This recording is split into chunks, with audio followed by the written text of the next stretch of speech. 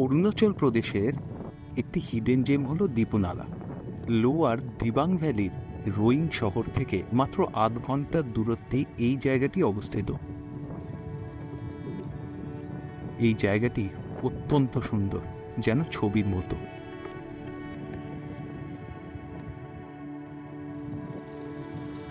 এই দীপুনালায় মাঝখান থেকে বয়ে চলেছে নদী এবং তার চারপাশ ঘিরে রয়েছে পাহাড়।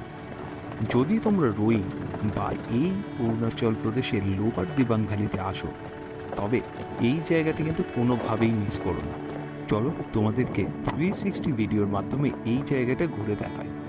এবং মোবাইলটাকে ডান দিক বা দিক ওপর নিচ করতে ভুলো না, কারণ এটি 360 ভিআর ভিডিও, ফলে ভিআর এক্সপিরিয়েন্সটা ডেফিনেটলি এনজয় করো।